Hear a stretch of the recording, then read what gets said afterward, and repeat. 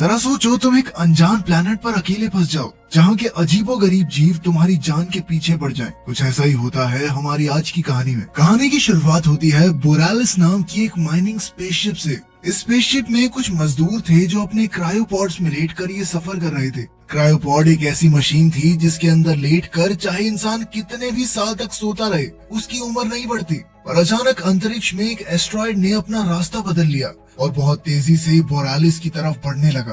कुछ ही पलों में वो बोरालिस स्पेसशिप से टकरा गया और इमरजेंसी में क्रायोपॉड स्पेसशिप से अपने आप अलग हो गए। तब शिप का एआई सिस्टम, जिसका नाम लेनर्ड था, उसने मजदूरों को जगाया ताकि वो उन्हें आने वाली मुश्किलों के लिए तैयार कर सके। जैसे ही एस्ट्रॉयड की टक्कर हुई तो एंडी नाम का एक मजदूर जाग गया। लेनर्ड ने उसे शांत रहने को कहा और फिर उसने एंडी की सुरक्षा के इंतजाम किए। जहाज से अलग होने के कुछ ही पलों बाद क्रायोपॉड पास के ही एक प्लैनेट की ओर बढ़ने लगा। जैसे ही सभी क्रायोपॉड्स इस नए प्लैनेट के वातावरण में घुसे तो कई क्रायोपॉड्स में अचानक आग लग गई और उनके अंदर मौजूद लोग जलकर खाक हो गए। उधर एंडी का क्रायोपॉड आग लगने से तो बच गया, मगर लैंडिंग के समय उसकी रफ्तार बहुत ज्यादा तेज थी। जल्द ही वो एक पहाड़ी में क्रैश होने वाला था कि तभी अचानक पॉड ने खुद को गोल गोल घुमाकर आगे बढ़ाया। आखिरकार हुई तो क्रैश लैंडिंग, लेकिन एंडी की जान बच गई। एंडी बेहोश हो चुका था और अचानक उसे अपने परिवार की झलक दिखाई दी तो वो फट से उठ खड़ा हुआ। उसने आसपास देखा तो वो एक पहाड़ी इलाके में फंसा हुआ था और चारों ओर काले घने बादल छाए हुए थे। एंडी ने शिप के एआई सिस्टम से बात करने की कोशिश की मगर कोई जवाब नहीं आया। तभी अचानक जमीन थरथराने लगी तो लेनर्ड ने उसे पॉड से निकल जाने की सलाह दी। अब दिक्कत ये थी कि एंडी पॉड को खोल नहीं पा रहा था। फिर उसने सर्वाइवल किट खोली तो उसमें एक फ्लेयर गन तक मौजूद नहीं थी, क्योंकि असल में एंडी एक छोटे दर्जे का मजदूर था। आखिरकार एंडी ने एक फायर एक्सटिंग्विशर की मदद से पॉड की खिड़की तोड़ डाली और वहां से भागने की कोशिश की, पर तभी जमीन हिलने की वजह से पॉड मुड़ गया और नुकीले कांच से एंडी का सूट फट गया। तब लेनर्ड ने उसे सावधान करते हुए बताया कि बिना सूट के वो इस प्लेनेट पर ज्यादा देर तक जिंदा नहीं रह पाएगा। जिसके बाद एंडी ने एक खास स्प्रे से फटाफट सूट को ठीक किया। तभी लेनर्ड ने एंडी को बताया कि पॉड में आग लग चुकी है। अब एंडी तुरंत जैसे तैसे रेंग कर पॉड से बाहर आया, मगर साथ में वो अपने बेटे का आखिरी खिलौना लाना नहीं भूला। अब वो एक अनजान प्लेनेट पर अकेला खड़ा था, पर तभी उसने जलते हुए बोरालिस जहाज को इस प्लेनेट में घुसते हुए देखा। जैसे ही शिप क्रैश हुई वहाँ जबरदस्त धमाका हो गया। इस धमाके से इतनी जबरदस्त ऊर्जा पैदा हुई कि एंडी बहुत दूर जाकर गिरा, मगर खुशकिस्मती से उसकी जान बच गई। इसके बाद एंडी ने अपने एआई लेनर्ड से पूछा कि इस वक्त वो कहाँ है। तो लेनर्ड ने उसे बताया कि वो एक अनजान प्लेनेट पर है जिसके बारे में इंसानों को कोई खास जानकारी नहीं है और उनका जहाज अपनी असली मंजिल पर नहीं पहुंच पाया। अचानक एंडी को दूर से एक रोशनी दिखाई दी तो वो उसकी ओर बढ़ने लगा। रास्ते में उसे बोरालिस का मलबा मिला तो उसकी नजर एक और पॉड पर पड़ी। उसने पॉड से ऑक्सीजन टैंक निकालने की कोशिश की ताकि वो ज्यादा समय तक इस प्लेनेट पर जिंदा रह सके, मगर अचानक उसमें से एक लाश गिरी जिसे देखकर वो बुरी तरह डर गया। खैर उसने हिम्मत करके ऑक्सीजन टैंक निकाला, मगर वो अब बिल्कुल खराब हो चुका था। अब वो परेशान होकर फिर से रोशनी की तरफ चलने लगा। उसके जाने के बाद हम देखते हैं कि उस पॉड पर किसी खूंखार जानवर के पंजों के निशान थे। इसका मतलब ये था कि एंडी यहाँ अकेला तो नहीं है। खैर जब एंडी उस रोशनी तक पहुंचा तो उसे एक और मजदूर मिला जिसका नाम ड्वेन था। एंडी को देखकर ड्वेन को बहुत खुशी हुई। बातचीत के दौरान पता चला कि उनके पास खाने पीने के लिए कुछ खास है नहीं यहाँ पे। खैर फिर ड्वेन ने एंडी को बताया कि उनकी कंपनी ने पैसे बचाने के लिए छोटा रास्ता चुना, मगर उस रास्ते पर एस्ट्रॉयड थे जिस वजह से जहाज क्रैश हो गया। ड्वेन कम्युनिकेशंस डिपार्टमेंट में काम करता था, इसलिए अब वो धरती पर सिग्नल भेजकर मदद मांगने वाला था ताकि उन्हें बचाने के लिए रेस्क्यू शिप भेजी जाए। उसने एंडी को बताया कि इस सिग्नल को धरती पर पहुंचने में 8 महीने लगेंगे। अगर उन्होंने सबसे तेज रेस्क्यू शिप भी भेजी तो भी उन्हें यहाँ तक पहुंचने में 2 साल लगेंगे कम से कम। अब ड्वेन ने कहा कि उन्हें दक्षिण दिशा में जाकर बोरालिस का दूसरा मलबा ढूंढना होगा और जब तक वो इस प्लेनेट पर फंसे हुए हैं तब तक वो वहाँ पर जिंदगी गुजार सकते हैं। ये सब सुनकर एंडी तो बेचारा हिम्मत ही हार गया, पर ड्वेन ने उसे जैसे तैसे हौसला दिया। तभी अचानक एंडी का पैर लगने से ड्वेन के सिस्टम की एक तार निकल गई। जैसे ही एंडी उसे जोड़ने के लिए मुड़ा तो अचानक एक खूंखार जानवर एक ही पल में ड्वेन को उठाकर ले गया। इधर एंडी को इसकी भनक तक नहीं लगी। उसे समझ ही नहीं आया कि ड्वेन कहाँ गया। खैर उसने धरती पर सिग्नल भेज दिया और फिर वो ड्वेन की बंदूक उठाकर अकेला ही बोरालिस का दूसरा हिस्सा ढूंढने निकल पड़ा। कुछ ही समय में उसके ऑक्सीजन टैंक में ऑक्सीजन बहुत ज्यादा कम रह गई थी, लेकिन फिर भी वो आगे बढ़ रहा था। तभी अचानक उसके रेडियो पर एक नई आवाज आई। ये नायोमी नाम की एक लड़की थी। उसने एंडी को बताया कि उसकी टांगें पॉड के नीचे फंस गई हैं और साथ ही उसे अपनी लोकेशन भी भेजी। तभी लेनर्ड ने एंडी को सावधान किया कि जिस इलाके में नायोमी है उसके हिसाब से वो इलाका काफी खतरनाक है। वहाँ ढंग से कुछ भी दिखाई नहीं देगा और वहाँ तक पहुँचने में एंडी की सारी ऑक्सीजन खत्म हो जाएगी। फिर लेनर्ड ने उसे उनके जहाज के बचे खुचे हिस्से तक पहुँचने की हिदायत दी ताकि एंडी पहले अपना ऑक्सीजन टैंक भर सके। मगर तब नायोमी ने उससे मदद की गुजारिश की और कहा कि उसके पॉड में उन दोनों के लिए ऑक्सीजन है। तो एंडी हमारा पिघल गया और उसकी मदद करने को राजी हो गया।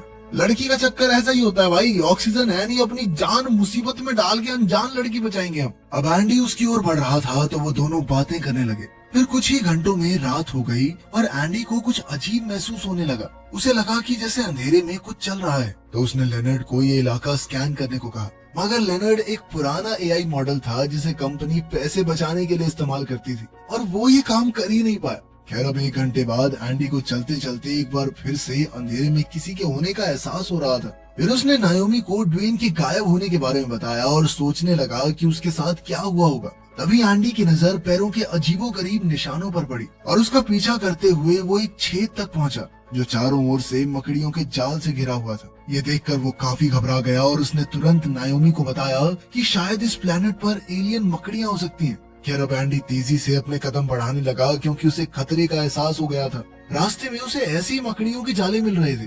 खैर फिर नायोमी ने उससे पूछा कि वो इस तरह मजदूरी करने को क्यों राजी हुआ। ये सुनकर एंडी को अपने बीते हुए कल में अपनी पत्नी और बेटे के साथ हंसी खुशी से बिताए हुए पल याद आ गए। एंडी ने नायोमी को बताया कि उसकी पत्नी और बेटा उसे छोड़कर चले गए।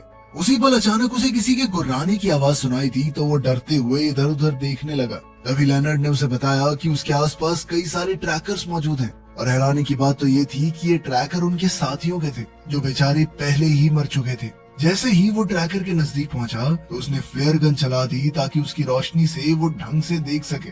फ्लेयर की रोशनी में एंडी ने जो देखा वो देखकर उसके पैरों तले जमीन खिसक गई। उसके सामने बहुत बड़ी मकड़ियां थी जिनकी बिच्छुओं जैसी पूंछ थी और वो सभी तेजी से एंडी की ओर बढ़ रही थी। मकड़ी ने ऊपर से उसका पीछा किया मगर एंडी बस भागता रहा और अचानक एक पहाड़ी की चोटी से नीचे गिर गया। न जाने कैसे मगर एंडी इतनी ऊपर से गिरने के बाद भी बच गया। उधर वो मकड़ी ऊपर से गुर्रा रही थी मगर एंडी के साथ नीचे नहीं कूदी। अब एंडी ने नायोमी को इन मकड़ियों के बारे में खबर दी। दरअसल वो ट्रैकर्स जो उसे दिखाई दे रहे थे वो उसके साथियों के थे जिन्हें ये मकड़ियां खा गई थी। तो अब वो सिग्नल उनके पेट से आ रहा था। तब एंडी ने देखा कि उसके सूट से ऑक्सीजन बहुत तेजी से लीक हो रही थी तो उसने स्प्रे की मदद से लीकेज बंद की। तभी अचानक उसे रेडियो पर ड्वेन की हल्की सी आवाज सुनाई दी। ड्वेन ने एंडी और नायोमी को बताया कि वो इन खतरनाक मकड़ियों का सामना कर रहा है। तब नायोमी ने एंडी से कहा कि वो ड्वेन की मदद करने जाए लेकिन पहाड़ी से नीचे गिरने के बाद एंडी का जीपीएस खराब हो गया था। तो नायोमी ने उसे रेडियो पर ड्वेन तक पहुंचने का रास्ता बताया। आखिरकार एंडी ड्वेन तक पहुंच गया लेकिन तब तक वो मकड़ियों से घिर चुका था। ड्वेन ने चिल्लाकर कहा कि उसके पास एक प्लान है लेकिन इससे पहले कि वो कुछ करता एक मकड़ी ने ड्वेन पर हमला कर दिया। अब एंडी तुरंत एक पॉड के पीछे छिप गया और उधर मकड़ी ड्वेन को बेरहमी से मारकर खा गई। अब एक और मकड़ी एंडी की सुगंध लेकर उसकी ओर बढ़ रही थी। उसी वक्त नायोमी ने पास के ही एक दूसरे पॉड की लाइट जलाकर उसका ध्यान भटकाया। इसी मौके का फायदा उठाकर एंडी किसी दूसरे पॉड में छुप गया लेकिन वहाँ भी किसी की लाश सड़ रही थी। तब एंडी ने नायोमी को उसके पॉड की लाइट बंद करने को कहा मगर नायोमी के दिमाग में कुछ और ही चल रहा था। उसने एक ही बार में सभी पॉड्स की लाइट जला दी जिससे मकड़ियां पॉड्स की तरफ आकर्षित हो गई और इधर एंडी मौका देखकर भाग निकला। लेकिन फिर भी एक मकड़ी उसके पीछे आ गई और अंत में वो एक धुंधले इलाके में आ पहुंचा। तब एंडी ने नायोमी को जल्द से जल्द अपने पॉड से बाहर आने को कहा मगर नायोमी अब भी फंसी हुई थी। अब नायोमी काफी घबरा गई थी तो एंडी ने उसे प्यार से एक गाना सुनाया जो वो अपनी बीती जिंदगी में अक्सर गाया करता था। इसके बाद नायोमी ने कहा कि ड्वेन मर चुका है और अब इस प्लेनेट पर 2 ही लोग जिंदा बचे हैं। इधर एंडी धुंध वाले इलाके से निकल रहा था कि वो सोच में पड़ गया कि अब मकड़ियों ने उसका पीछा क्यों छोड़ दिया। खैर तभी उसके सामने बैंगनी रंग के बेहद सुंदर जुगनुओं का झुंड आया जिसे देखते ही वो एक पल के लिए वहीं थम गया। मगर अचानक वो सभी जुगनू गुस्से से लाल हो गए और उन्होंने एंडी पर हमला बोल दिया। एंडी जैसे तैसे अपनी जान बचाकर वहाँ से बाहर निकला। तब नायोमी ने कहा कि हो सकता है मकड़ियां जुगनुओं से डरती हों, इसीलिए उन्होंने एंडी का पीछा नहीं किया। इससे पहले कि एंडी कुछ कहता, अचानक जमीन से एक विशाल जानवर का मुंह बाहर निकला और एक ही बार में एंडी को निगल गया। उसी पल एंडी की आंखों के सामने उसके परिवार की यादें घूमने लगी। इसके बाद एंडी उस जानवर के शरीर में अंदर था तो उसने लेनर्ड से मदद मांगी। उस जानवर के शरीर का अंदरूनी हिस्सा देखकर उसे लग रहा था कि शायद अब उसे दिल का दौरा पड़ रहा है। खैर तभी लेनर्ड ने एंडी के सूट से एक जहरीली गैस छोड़ दी, जिस वजह से उस जानवर का पेट अंदर से जलने लगा और उसने उसी पल उल्टी करके एंडी को बाहर फेंक दिया। इसके बाद एंडी लड़खड़ाता हुआ आगे बढ़ा तो वो एक गुफा जैसी जगह पर गिर गया जो पूरी तरह से जुगनुओं से भरी हुई थी। सभी जुगनुओं ने उसी पल उस पर हमला बोल दिया तो एंडी तुरंत भागकर दूसरी तरफ से बाहर आ गया। उसके जाने के बाद जुगनुओं ने उसका पीछा नहीं किया।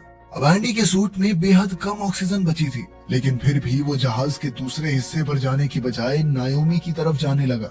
आखिरकार जैसे ही वो नायोमी तक पहुंचा, उसी पल उसकी ऑक्सीजन खत्म हो गई। नायोमी ने तुरंत उसे अपनी टैंक से ऑक्सीजन दी और फिर एंडी ने नायोमी की फंसी हुई टांगे निकालने की कोशिश की, लेकिन उसके शरीर में इतनी ताकत नहीं बची थी। उसने कुछ औजारों की मदद से जैसे तैसे नायोमी को आजाद किया और वो दोनों तुरंत पॉड से बाहर आ गए। इसके बाद एंडी ने एक लोहे का टुकड़ा नायोमी की टांग से बांध दिया ताकि उसे चलने में और सहारा मिल जाए। फिर उन दोनों ने मिलकर नायोमी के पॉड से काम की चीजें इकट्ठा की और तब नायोमी ने उसका शुक्रिया अदा किया क्योंकि वो जहाज में जाने की बजाय उसे बचाने आया। कुछ ही पलों में मकड़ियों का झुंड वहां आ पहुंचा, जिन्हें देखकर वो खुद भाग निकले। कुछ देर दौड़ने के बाद वो दोनों गिर गए और अब एक मकड़ी उन पर हमला करने को तैयार थी। तभी नायोमी ने उस पर अपनी फ्लेयर गन चला दी, जिससे वो खूंखार मकड़ियां उन्हें छोड़कर फ्लेयर गन की तरफ भागने लगी। इस मौके का फायदा उठाकर वो दोनों बोरालिस के दूसरे हिस्से में जा पहुंचे, मगर अब नायोमी से दरवाजा बंद नहीं हो रहा था क्योंकि कंट्रोल सिस्टम में गड़बड़ी आ गई थी। फिर काफी कोशिशों के बाद वो दरवाजा बंद करने में कामयाब रही, जहाँ एक मकड़ी उसके बीच में कटकर मर गई। इसके बाद मकड़ियों का झुंड जोर जोर से दरवाजे पर हमला करने लगा, जिससे नायोमी और एंडी शिप के और अंदर वाले हिस्सों में जाकर छुप गए। वहाँ इमरजेंसी लाइट्स चल रही थी, जिसका मतलब ये था कि बैकअप जनरेटर अब भी चल रहा था। नायोमी को जहाज के सभी रास्ते पता थे, इसलिए वो आगे बढ़ी और इधर एंडी शिप के बारे में ज्यादा कुछ नहीं जानता था, इसलिए वो नायोमी के पीछे चलता रहा। कुछ ही पलों में उन्हें एक कैबिन मिला जिसके अंदर ऑक्सीजन मौजूद थी और साथ ही उनके जरूरत का सारा सामान भी। उस कैबिन को खोलते समय अचानक उन्हें खून की धार बहती दिखाई दी और वो समझ गए कि एक मकड़ी बोरालिस जहाज में घुस चुकी है। वो दोनों तुरंत छुप गए और उन्होंने मकड़ी को अंडा देते हुए देखा। फिर मकड़ी ने अंडे को जालों से ढक दिया और उसके खाने के लिए साथ में एक लाश रख दी। ये सब देखकर एंडी को बहुत घबराहट महसूस हुई। इधर मकड़ी को उनके वहाँ होने की भनक नहीं लगी और वो चुपचाप वहाँ से चली गई। अब जैसे ही नायोमी और एंडी बाहर आए तो अचानक पीछे से एक दूसरी मकड़ी ने उन पर हमला बोल दिया। एंडी तुरंत नायोमी को लेकर एक कमरे में घुस गया और अंदर से ताला लगा लिया। उसे लगा कि अब वो सुरक्षित हैं, मगर नायोमी ने उसे समझाया कि वो तो गलती से बाहर ही आ चुके हैं। ये सुनकर एंडी को इतना गुस्सा आया कि वो लोहे के सरिये से दरवाजा पीटने लगा, मगर अब इसका कोई फायदा नहीं था। उस कमरे में ऑक्सीजन मौजूद थी, इसलिए दोनों ने अपने हेलमेट्स निकाल दिए और एक दूसरे से बैठकर बातें करने लगे। एंडी ने नायोमी को अपनी पत्नी और बेटे की वीडियो दिखाई और बताया कि वो सब एंडी की बर्थडे पार्टी से वापस लौट रहे थे, जिस समय उनका एक भयानक एक्सीडेंट हो गया। उस एक्सीडेंट में उसकी पत्नी और बच्चा तो मारे गए, पर न जाने कैसे वो बच गया। एंडी कहने लगा कि उसकी जिंदगी अब बेमतलब हो चुकी है और तब नायोमी ने उसे समझाया कि तुमने मेरी जान बचाई है, शायद इसीलिए तुम्हारा जिंदा रहना जरूरी था। कभी इस तरह से सोचा है? नायोमी ने कहा कि उसका तो लोगों पर से विश्वास ही उठ गया था और एंडी को देखकर उसकी उम्मीद फिर से जाग गई है। ये कहकर नायोमी ने उसे गले लगा लिया और तभी उसने देखा कि एंडी के सूट पर कुछ जुगनू चिपके हुए थे और तभी अचानक बाहर से मकड़ी ने दरवाजा तोड़ डाला और अंदर घुस आई। उसी समय नायोमी ने जुगनुओं का वो छत्ता तोड़कर मकड़ी की ओर फेंक दिया, जिससे मकड़ी उसी पल पीछे हट गई। एंडी और नायोमी मौका देखकर भाग निकले, मगर वो कार्गो के गड्ढे में गिरते गिरते बचे और तभी पीछे से मकड़ी फुल स्पीड में भागती हुई आई, जिस वजह से वो मकड़ी के साथ नीचे गिर गए। अब मकड़ी फिर से उन्हें मारने दौड़ी तो एंडी ने नायोमी का स्प्रे मकड़ी की ओर फेंक दिया। मकड़ी ने जैसे ही स्प्रे को चबाया तो धमाका हो गया, जिससे एक पल के लिए वो सुन्न हो गई। वहीं मौका देखकर नायोमी और एंडी भाग निकले। फिर एंडी ने इस मकड़ी को एक पॉड के नीचे कुचलकर मारने का प्लान बनाया। उसने नायोमी को मकड़ी का ध्यान अपनी ओर खींचने को कहा और खुद एक पॉड को ढूंढने लगा। तब लेनर्ड ने उसे खबर दी कि एक पॉड इस वक्त उनसे 2 फ्लोर ऊपर मौजूद है। अब एंडी जैसे तैसे चढ़कर उस पॉड तक पहुंचा और इधर मकड़ी नायोमी पर हमला कर रही थी। नायोमी की मदद के लिए एंडी ने सभी लाइट्स बंद कर दी और नायोमी मकड़ी के हमले से बचकर भाग निकली। इसके बाद नायोमी को इमरजेंसी लाइट्स मिली तो उसने उन्हें जलाकर मकड़ी का ध्यान भटकाया। वहीं दूसरी ओर एंडी पॉड को निकालने की कोशिश कर रहा था। तब लेनर्ड ने उसे बताया कि उसने नायोमी की सुरक्षा के लिए शिप की बिजली काट दी है और अब उसे वापस चालू करने में लगभग 15 मिनट का समय लगेगा। अब एंडी ने सिस्टम के बिना ही पॉड को खुद से चालू करने का फैसला किया। उधर नायोमी ऐन वक्त पर अपनी लाइट्स के सहारे मकड़ी को पॉड के बिल्कुल नीचे ले आई। तब एंडी ने पॉड को चालू करने के लिए उसे अपने सूट से कनेक्ट कर दिया। लेनर्ड ने बताया कि इस तरह उसके एआई सिस्टम में शॉर्ट सर्किट हो जाएगा, यानी फिर लेनर्ड हमेशा के लिए बंद हो जाएगा, उसकी मदद आगे नहीं कर पाएगा। इसके साथ साथ इतनी ऊपर से नीचे गिरने पर एंडी के जिंदा बचने के चांसेस भी काफी कम थे। मगर ये सब जानने के बावजूद एंडी ने अपनी जान खतरे में डालकर पॉड को नीचे गिरा दिया, जो सीधा उस मकड़ी पर जा गिरा। उसी पल एंडी की आंखों के सामने वो एक्सीडेंट आ गया जिसमें उसके परिवार की जान गई थी। पॉड के गिरते ही मकड़ी उसके नीचे कुचलकर मारी गई, मगर इतनी जोर से नीचे गिरने पर एंडी बेहोश हो गया था। उसी पल नायोमी उसके पास पहुंची और फूट फूट कर रोने लगी, क्योंकि उसे लग रहा था कि एंडी मर चुका है। लेकिन कुछ ही पलों में अचानक एंडी को होश आ गया और नायोमी ने उसे कसकर गले लगा लिया। उसी पल वहाँ सूरज की पहली किरण आई और उन दोनों ने महसूस किया कि हाँ, खूंखार जानवर तो है यहाँ पे, लेकिन नजारा सुंदर भी बहुत है। उसी पल एंडी के एआई असिस्टेंट लेनर्ड की आवाज दोबारा से आई और उसने बताया कि वो अपडेट हो चुका है और अब उसने मौके पर चौका मारते हुए एंडी और नायोमी के लिए एक रोमांटिक गाना बजा दिया। जिसके बाद उन दोनों ने एक दूसरे का हाथ थाम लिया और आने वाले भविष्य की ओर देखने लगे। इस अनजान प्लेनेट पर एक दूसरे के अलावा उनका कोई नहीं था और अगले 2 साल तक तो उन्हें कोई बचाने भी नहीं आने वाला। क्या वो दोनों इस प्लेनेट पर बच पाएंगे?